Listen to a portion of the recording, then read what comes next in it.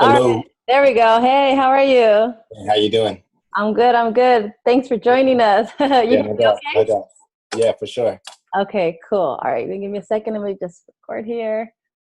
I lost track of the time, and then I was watching the news. So, oh Oh. snap! I gotta real No worries. quick. No worries. We lose track of like the day, the month. We're like, hold on, what day Yeah, is it? Like, is that this? was crazy. It feels like every day You feels know, like a weekend. every time I go, oh, what's today? It always ends up being Friday. Oh, there you It's like I lose go. track of Monday, Tuesday, Wednesday, and it's always like Friday. It's like, man, it's crazy. Right, right. It's a different time that we're living on right now. Yeah, We're used to it's doing wild. these interviews in person. Now we're doing Zoom. Thank you for Yeah, yeah, joining us. for sure. I wanted to start off by asking you, how are you doing? How are you coping with this moment of COVID-19? Not just as a fighter, but also as a business owner. I know you have a gym Yeah, in LA. How are you coping yeah. with all of this? It's funny. Like the first week of the lockdown, I was kind of like, um, it was just hard to understand. It was just really weird because I do have my gym and I run a business. So just everything like just turning around and just being like my schedule, you know, changing. It was just weird. And then you kind of get into the rhythm now because I kind of what I do is to stay busy is I keep on training because obviously I have my gym. So I guess it's kind of almost like I'm treating it like training camp in a way. So it's Yeah. like, it's like, I guess as a fighter, we know how to manage it a little better because it's pretty much like quarantine is pretty much like training camp. You know what I mean? You're just locked in and you're training all day. So that's pretty much how it is for me now lately. Right, and I kind of thought about that. I'm not used to being stuck at home, and I kind of thought, you know what, this might be something similar in a way to what fighters go through in training camp when they stay somewhere and just train, Yeah, no, nothing else. But yeah, in your case, well, you're not surrounded by other fighters or your trainer.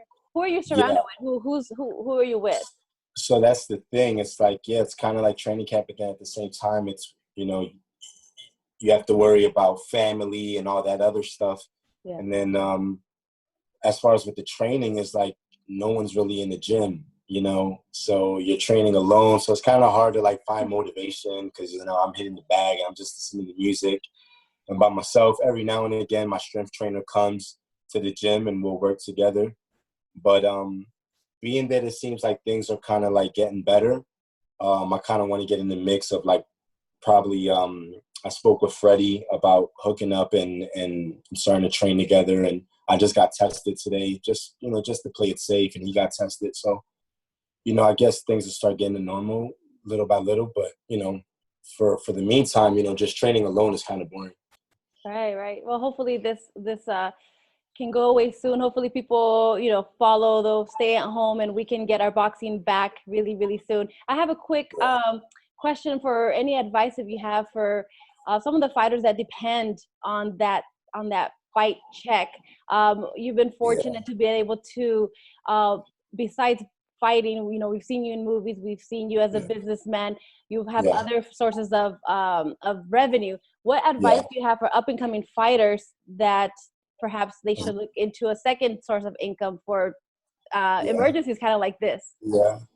I would recommend young fighters that are starting to make, some decent money to save it, and not, you kind of see the trend of like fighters start making money and they're buying jewelry and they're buying expensive cars and they're not thinking, as far as like, there's always a rainy day and things like that, right? So I would just focus on for a young fighter, just to kind of save your money, invest it in property, real estate, things like that.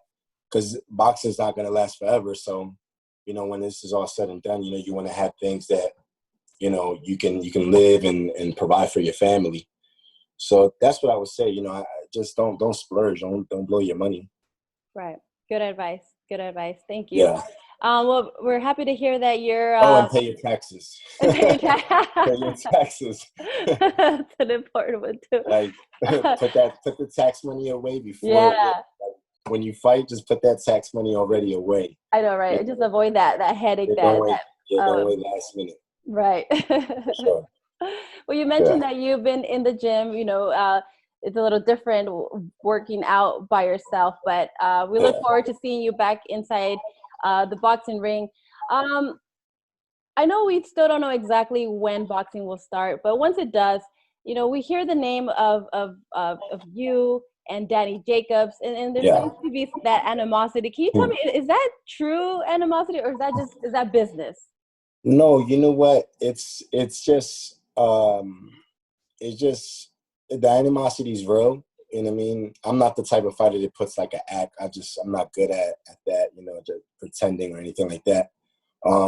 It just comes from I find him as a guy that's puts on a certain act in front of people, but I find him to be a little arrogant and cocky, which is it's normal for a fighter to have, but it just rubs me the wrong way the way he acts and things. So I kind of called him out on it. He didn't like it, so it was what it was. We actually ran into each other at Mastros after the fight in Phoenix. I was on the card and he fought Chavez, and then I'm at Mastros and he walks and he sees me and he comes up and he shakes my hand, but he's kind of surprised that he saw me, and it was just kind of odd, you know what I mean? Because it's like I was thinking to myself, do I punch him? But I'm like, we're in Beverly Hills, like I'll definitely go to jail. Right. Save that for fight night. Save that for fight night. Let me see. Yeah. I think my internet. Can you hear me? Okay, it's telling me that my internet's like Yeah. unstable. Let me. Okay. Is that you or is I that think it's. me? I think it's. Well, it's telling me it's me. Let's see. Okay. Um. Okay. Let me switch to this one. Hold on a second. All right. Can you? Let's Okay. see my. Is it? Can you hear me or see me? Yeah. Okay, I think okay. It switched to like Okay. a lower Wi-Fi for some reason. Yeah. Um, well, I'm glad that you didn't punch Danny Jacobs at the restaurant. Save that for fight night. Well, If that fight the were, thing is, I really, he came up to me. It was like I was surprised to see him. He was surprised to see me because I yeah, live in LA. He lives in Atlanta, I believe. So it was just kind of odd because it was literally like a week after our fight or something like that, right? And we had words. We had an exchange at the weigh-in, and it was funny because he's fighting Chavez, but then me and him were going at it. yeah. It's like but so I just kind of I just kind of got like a ill feeling about him. So I kind of really didn't want to talk to him much. I was just kind of rubbed off like he rubbed me the wrong way. So it was Right, just interesting. right. If this fight were to come to fruition, you both Yeah, recently went up to 168 for your first fight. Is that the weight that you guys would fight at 168? yeah, 168. Yep. All Yeah. right. So he moved up to 68. I just moved up. So yeah, definitely. What do you feel that a victory over Danny Jacobs would do? Do you think that would open up a world championship opportunity? Oh yeah, absolutely. I think the winner of the fight would definitely get a title shot. Um, you know, Eddie had offered me a fight with Billy Joe Saunders back a few months back. It was on the Jake Paul card, that YouTube event. Um, it didn't work out, but it's definitely a fight that'll put us in position for a title fight, and that's just my goal. Being a pro for 14 years now, the goal is to get another shot at a world title, and just keep it pushing. Well, you have 38 fights under your belt. Yeah. Obviously, you talk about becoming, a world champion. Is when you look at what your career, what is it that you want to accomplish? Is that the main, the main goal, the main dream?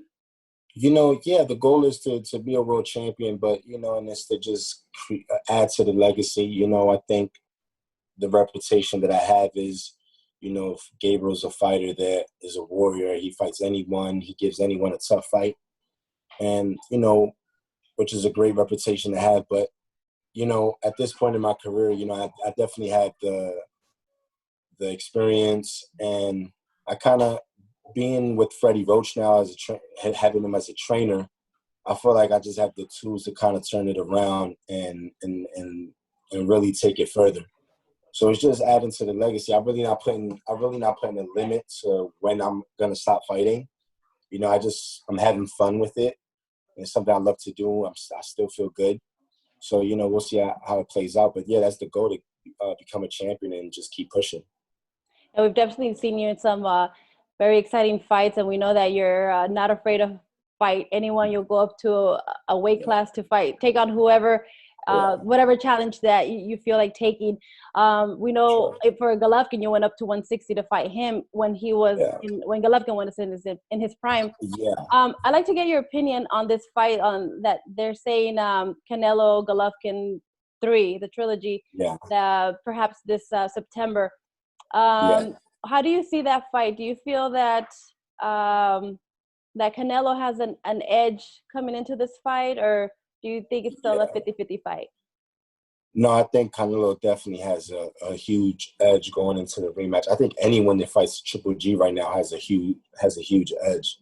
You know, I think you know, Triple G's style is a style that doesn't suit you as you age. You know, there's certain fighters that as they age, their style suits them. For example, like a Bernard Hopkins. You know, Bernard, they always consider him to be the older man, and they said, you know, age is going to catch up to him, but he'd pull off these victories because his style was would allow him to take advantage of these younger fighters. But Triple G's style is a style that's aggressive, is walking you down. But the thing is, he's much slower, and he doesn't have the best head movement. So Canelo's fresh. Canelo's probably fighting at his best right now. So I could see Canelo stopping him this time. Okay. And I could see Canelo stopping him, but stopping him, like, you know, to the body. Right. All right. Well, I mean, it's we'll see when boxing comes back, and we'll see if they actually do that fight. I want to get last prediction. Fury Wilder 3. We saw what happened in this recent rematch. Yeah. Do you rather see Fury Wilder 3, or would you prefer to see a UK basically unification with Joshua Fury? As a boxing fan, I prefer to see Joshua and Fury. Okay. I think Wilder is a great champion. You know, I think he can get better, but I think for him to jump right into the fight with Fury, I don't think it's a good idea for him. But I think he definitely has to work on more of his fundamentals and and be more strategic. I think, you know, he was just looking for a big right hand in that Fury rematch. And Fury's a seasoned fighter. He got a great boxing IQ. So, like, you know, for him, it was just kind of like he just controlled the pace easily. So I see it happening again in a rematch if it happened. So I would recommend Wilder to maybe get 2 more fights to work his way back to a Fury fight, and I would prefer to see Joshua and Fury. Right. And who do you think who takes the win in this UK fight between Joshua and Fury? I think as the edge, 40 Fury. You know, Joshua's a good fighter. He boxed well in his last fight, but I don't know. I like Fury. I like his style.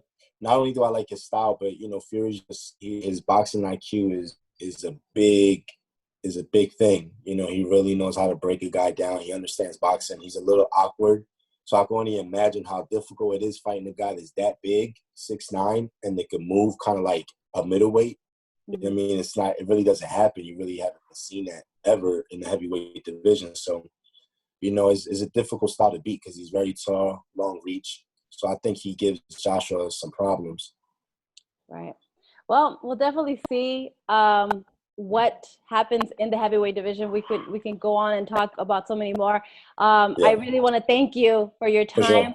For sure. Look forward to, hopefully I can have you again. We could talk about, like I said, about the heavyweight division and much more. Yeah. For sure. I hope that you are safe. I hope that everything goes well and we get to see you inside the ring really, really soon. Again, thank you so much, Gabe, for your time. Sure. Thank you. You be safe, right? Have a good one. Thank you. You too. All right. Bye-bye.